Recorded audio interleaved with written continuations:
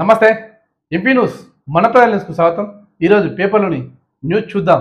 BJP cancer, ఆ party తెలంగాణకు ప్రమాదం. బీజేపీకి ఓటేస్తే రాష్ట్రం నాశనం. అబద్ధాలకు అధ్యక్షుడు మోదీ. ఆదాని అంబానీ నుంచి మాకు డబ్బులు వస్తున్నాయా? బీజేపీకి ఓటేస్తే రాష్ట్రం నాశనం అవుతున్నాయని చెప్పేసి మన రేవంత్ రెడ్డి అంటున్నాడు. నిన్న ఆంధ్రజ్యోతి మీడియా సమావేశంలో మాట్లాడిన మాటలు మనం చూడొచ్చు. అలాగే అబద్ధాల మోడీ నిన్న మొన్న ఏమన్నాడు? లోక్సభ ఎన్నికలలో మోడీ ఆదాని అంబానీ నుంచి కాంగ్రెస్ పార్టీకి నిధులు వస్తున్నాయి, ఎంత ఇస్తులు ఎంత ముట్టి అని చెప్పేసి అన్నాడు. అదే నిజమైతే ఒకవేళ ఈడీలు ఆదాని అంబానీలు డబ్బులు ఇస్తారని మీరు ఆరోపించారు కాబట్టి, ప్రభుత్వమే బీజేపీ గవర్నమెంట్ కాబట్టి ఈడీలు సిబిఐలు ఏం చేస్తున్నాయి? మరి చేయొచ్చుగా, వాళ్ళ పని వాళ్ళు చేయొచ్చు కదా. ఇది నిజమైతే వాళ్ళ పని వాళ్ళు చేస్తారు. దీన్ని బట్టి ఏమైంది అని చెప్పింది అబద్ధం అని తెలిపిందని రేవంత్ రెడ్డి మీడియా సమావేశంలో మాటలు మనం చూడొచ్చు. తెలంగాణలో త్రిబుల్ ఆర్ ట్యాక్స్ వసూలు చేస్తుందని చెప్పేసి నరేంద్ర మోడీ ఆరోపించిన వార్త మనం చూడొచ్చు. నిన్న లోక్సభ ఎన్నికల్లో భాగంగా హైదరాబాద్ ఎల్బీ స్టేడియంలో లోక్సభ ఎన్నికల కోసం ప్రచారం చేస్తున్న వార్త మనం చూడొచ్చు. త్రిబుల్ ఆర్ ట్యాక్స్ అంటే ఏంటిది? వాళ్ళ దేశంలో ఒక ఆర్ అంటేనేమో రేవంత్ రెడ్డి, ఇంకో ఆర్ అంటేనేమో రాహుల్ గాంధీ, ఇంకో ఆర్ అంటేమో రజాకార్. రేవంత్ రెడ్డి, రాహుల్ గాంధీ, రజాకార్ ట్యాక్స్ వసూలు చేస్తారని చెప్పేసి అంటారు. అలాంటి ట్యాక్స్ ఎక్కడ ఉన్నా తెలంగాణలో ఎవరైనా చెప్పాలి. ఎవరైనా కడుతున్నారు అట్లా త్రిబుల్ ఆర్ ట్యాక్స్ ఏమన్నా కడతారు కదా. లేని మాట ఉన్నట్టు చెప్పి జనం పరిచేసి ఏమైనా ఉందా? ఇది వాళ్ళ కథ. ప్రభాకర్ రావు అరెస్ట్ వారెంట్, అజ్ఞాతంలో ఉన్న శ్రవణ్ కుమార్ పైన కూడా ఫోన్ ట్యాపింగ్ కేసులో ఉత్తర్వులు. ప్రభాకర్ రావు ఆల్రెడీ దేశం విడిచిపెట్టి వేరే దేశానికి వెళ్ళిపోయింది. అధికారం ఉన్నప్పుడు అందరికి యూజ్ అయ్యేటట్టు చేయాలి. అట్లా చేయకుండా వాళ్ళ ఇష్టానుసారంగా చేసి ఇప్పుడు ఊబిలో ఎక్కున్నారు. ఈ ఫోన్ ట్యాపింగ్ వ్యవహారంలో ఆంధ్ర అరెస్ట్ అయ్యి లోపల పోతారు. ఈ రాను పెద్ద పెద్దలు కూడా అరెస్ట్ అవుతారు. ఇప్పుడైతే ఐఏఎస్ ఐపీఎస్ వాళ్ళు వాళ్ళ అధికారులకు మించి పనులు చేసిళ్ళు, తప్పుడు పనులు చేసినందుకు వాళ్ళు అరెస్ట్ అయ్యి చూసిన కనపడుతుంది. ఇప్పుడు ప్రభాకర్ రావు కూడా అరెస్ట్ వారెంట్ వచ్చిందట. ప్రభాకర్ రావు ఇన్ని రోజులు దొరకకుండా, పోలీసులు దొరకకుండా అవుట్ ఆఫ్లో ఉన్నాడు. ఆయన ఎప్పుడు వచ్చినా అప్పుడు జైలు ఎత్తానికి సిద్ధంగా ఉన్నది. 12 మంది మావోయిస్టుల మృతి. పీడియాగుట్టపై 100 మంది మావోయిస్టుల సమావేశం, చుట్టుముట్ట 12 మంది జవాన్లు. ఛత్తీస్గఢ్ లో పీడియాగుట్ట మీద 100 మంది మావోయిస్టులు సమావేశం అయితే పక్క సమాచారంతో 1000 మంది జవాన్లు చుట్టుముట్టి ఎదురు కాల్పులు జరిపిండు. దాంట్లో 12 మంది మావోయిస్టులు మృతి చెంది. ఛత్తీస్గఢ్ లో ఈ 2 నెలల కాలంలో 8 ఎన్కౌంటర్ జరిగినాడు. 10 రోజులకు ఒకసారి, మొన్న 10 రోజుల కింద కూడా ఒక వార్త చదువుకున్నాను, అంతకుముందు 30 రోజుల కింద ఒక వార్త. ఇట్లా ఈ 2 నెలల్లోనే 8 ఎన్కౌంటర్ జరిగినాయి. 8 ఎన్కౌంటర్లో 98 మంది మావోయిస్టులు మృతి చెందినట్టుగా మన వార్త చూడొచ్చు.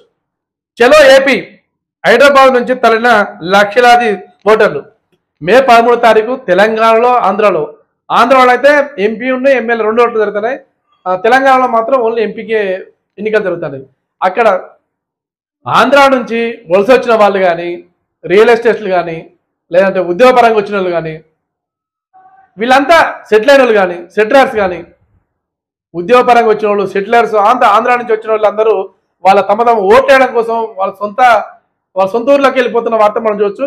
రైళ్లు కిక్కిరిసిపోయినాయట. ఇన్ని రోజులు తాత్కాలికంగా గోల్కొండ, కృష్ణ, ఇంటర్సిటీ కొన్ని ట్రైన్లు బంద్ పెట్టింది దక్షిణ మధ్య రైల్వే.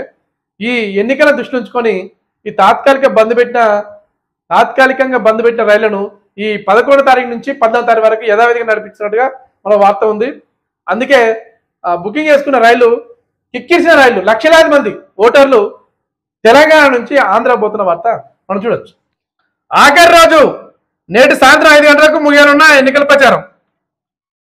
13వ తారీఖు ఎన్నికలు కాబట్టి ఇలా 11వ తారీఖు 5 గంటల వరకే ఎన్నికల ప్రచారం. ఏ పార్టీ కానీ ఎన్నికల నిబంధనను ఉల్లంఘించొద్దని వార్త ఉంది. మనం ఎన్నికల నిబంధనల ప్రకారం ఈ రోజు సాయంత్రం వరకే ఎటువంటి ప్రచారం చేసుకో తప్ప 5 గంటల తర్వాత దాటితే వాళ్ళు యాక్షన్ తీసుకునే అవకాశం అయితే ఉన్నది. అందుకే ఇలా ఆఖరి రోజు అనే వార్త మనం చూస్తున్నాం. మూర్ఖ ముఖ్యమంత్రి, గ్యారెంటీల పేరిట రేవంత్ రెడ్డి మోసం. కాంగ్రెస్ 60 హామీలు ఇచ్చి నెరవేర్చలేదు. సిద్దిపేట లోక్సభ ఎన్నికల ప్రజాసభలో మాజీ సీఎం కేసీఆర్ అంటాను ఈ మాటలు. ఇక కేసీఆర్ అంటే మనం నమ్మాలి. దొంగ అన్నట్టుగా ఉన్నది. హామీలు ఇచ్చి నెరవేరలే అని చెప్పేసి కాంగ్రెస్ పార్టీ మీద ఒకటే ఏ సభ అయినా కూడా ఇదే ముచ్చి చెప్తాడు.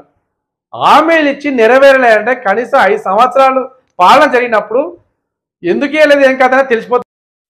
కేజ్రీవాల్కు బెయిల్. కేజ్రీవాల్కు లిక్కర్ స్కామ్లో మధ్యంతర బెయిల్ మంజూరైంది. ఆయనకు ఎన్నికల దృష్టి పెట్టుకొని ఈ బెయిల్ ఇచ్చింది. ఎన్నికల్లో ముఖ్యమంత్రి స్పీచ్ కానీ ఆయన క్యాంపెయినింగ్ కానీ అవసరం ఉండే ఉద్దేశంతో బెయిల్ ఇచ్చిన వార్త మనం చూస్తున్నాం. ఇంకో విషయం ఏంటంటే కొన్ని షరతులతో వచ్చింది. ఈ క్యాంపెయినింగ్ చేసేటప్పుడు కానీ ఎన్నికల ప్రచారంలో ఈ లిక్కర్ స్కామ్ గురించి మాట్లాడొద్దు, ఈ బెయిల్ అనేది జూన్ 1 వరకే, మళ్ళీ 2వ తారీఖు వచ్చి యథావిధిగా లొంగిపోవాలని చెప్పేసి బెయిల్ ఇచ్చిన వార్త మనం చూస్తున్నాం. నిన్న యాడిచ్చినట్టుగానే ఈరోజు కూడా తెలంగాణ ప్రభుత్వం ఆంధ్రప్రదేశ్ పేపర్లో సగం యాడిచ్చింది. అదేంటో చూద్దాం. తెలంగాణకు బీజేపీ ఏమిచ్చింది? గాడిద గుడ్డు. మనం అడిగిన హక్కుల సంగతి ఏమైంది? మనం కట్టే పన్నుల్లో మన వాటా అడిగినాం, మన నీళ్లు మనకు ఇవ్వమన్నాం, మనకు రావాల్సిన నిధులు కోరినాం. తెలంగాణకు బీజేపీ ఏమిచ్చింది? గాడిద గుడ్డు. విభజన హామీల పరిస్థితి ఏంటి? పాలమూరు రంగారెడ్డి ప్రాజెక్టులకు జాతీయ హోదా ఇవ్వలే, బయ్యారం ఉక్కు ఫ్యాక్టరీ కట్టలే, కాజీపేట రైల్వే కోచ్ ఫ్యాక్టరీ పెట్టలే. తెలంగాణకు బీజేపీ ఏమిచ్చింది? గాడిద గుడ్డు. తెలంగాణ అభివృద్ధికి చేసింది ఏంటి? ఐటీఐఆర్ ఇండస్ట్రియల్ పార్కులు రాలే, హైదరాబాద్కు ఇండస్ట్రియల్ కార్డర్ తేలే, వరంగల్ కరీంనగర్ స్మార్ట్ సిటీ కాలే. తెలంగాణకు బీజేపీ ఏమిచ్చింది? గాడిద గుడ్డు. మన యువత భవిష్యత్ కోసం ఇచ్చింది ఏంటి?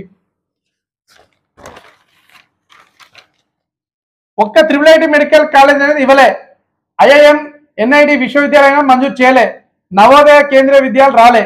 తెలంగాణకు బీజేపీ ఏమిచ్చింది? గాడిద గుడ్డు. తెలంగాణ ఏమడినా గాడిద గుడ్డు ఇచ్చిన బీజేపీని ఏం చేయాలి? 10 ఏళ్ల కండీలను యాదుకుంచుకుందాం, ప్రజాద్రోహుల పాలనను అంతం చేద్దాం.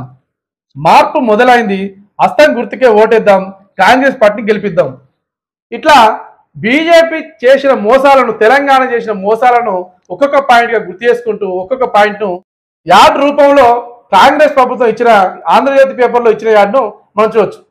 ఇవి 20 వార్తలు.